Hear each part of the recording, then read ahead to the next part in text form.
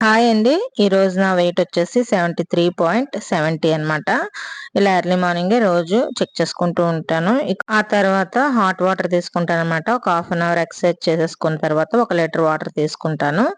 Breakfast అయితే ఏం తీసుకోలేదండి. Sunday రోజనమాట. Sunday ఎప్పుడు కూడా నేను బ్రేక్‌ఫాస్ట్ తినను. లంచ్‌లోకి నేను పన్నీర్ బిర్యానీ, బ్రౌన్ రైస్‌తో ప్రిపేర్ చేసుకుంటున్నాను. అది ఏ విధంగానో చూసేద్దాము. ముందుగా కడాయి పెట్టుకొని, ఒక స్పూన్ నెయ్యి వేసుకొని, అందులో గరం మసాలా అన్నీ వేసుకున్నాను. ఆ తర్వాత క్యారెట్, ఆనియన్, చిల్లీ, టమాటా ఇవన్నీ వేసేసుకొని కొద్దిగా కరివేపాకు వేసుకొని ఇవన్నీ మగ్గించడం కోసం ఒక హాఫ్ టీ స్పూన్ సాల్ట్ అయితే యాడ్ చేసుకొని మూత పెట్టుకొని ఒక 5 మినిట్స్ తర్వాత ఈ విధంగా మగ్గిపోయి ఉంటాయి కదండి. మగ్గిపోయిన తర్వాత ఒక half teaspoon ginger garlic paste వేసుకొని బాగా ఫ్రై అయిపోవాలి. పచ్చివాసన పోయేంత వరకు బాగా ఫ్రై చేసుకోవాలి.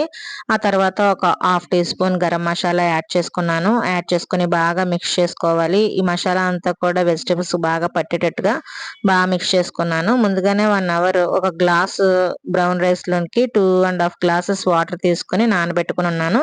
అందుకని చెప్పి డైరెక్ట్‌గానే నేను వాటర్‌తో పాటు రైస్ కూడా యాడ్ చేసేసుకొని బాగా మిక్స్ చేసుకుంటున్నాను. ఒకవేళ మనకి ఒక్కసారి సాల్ట్ చెక్ చేసుకుంటే సరిపోతుంది. సాల్ట్ అనేది కరెక్ట్‌గా ఉన్నది అనిపించింది. అందుకే నేను సాల్ట్ యాడ్ చేసుకోలేదు.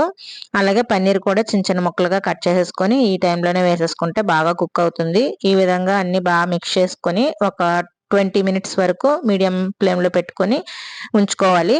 ఆ తర్వాత మనకి బిర్యానీ ఈ విధంగా ప్రిపేర్ అయిపోయింది. నేనైతే ఒక కప్పు రైతాతో బిర్యానీ అయితే తీసుకుంటున్నాను. పన్నీర్ ఫుల్ ప్రోటీన్ కాబట్టి నాకు మధ్యాహ్నం లంచ్‌కి చాలా టేస్టీగా అనిపించింది. కడుపైతే చాలా ఫిల్లింగ్‌గా అనిపించింది. అలాగే సలాడ్ కూడా నేను క్యారెట్ కీరాతో ఫినిష్ చేశాననమాట.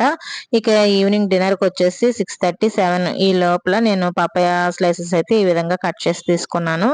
నేను చేసినటువంటి ఈ వీడియో మీ అందరికీ యూజ్‌ఫుల్‌గా ఉంటుందనే నమ్ముతున్నాను. ఒకవేళ యూజ్‌ఫుల్‌గా ఉంది అనుకుంటే గనక ఖచ్చితంగా లైక్ చేసి, షేర్ చేసి, సబ్స్క్రైబ్ చేసుకోవడం మాత్రం మర్చిపోకండి.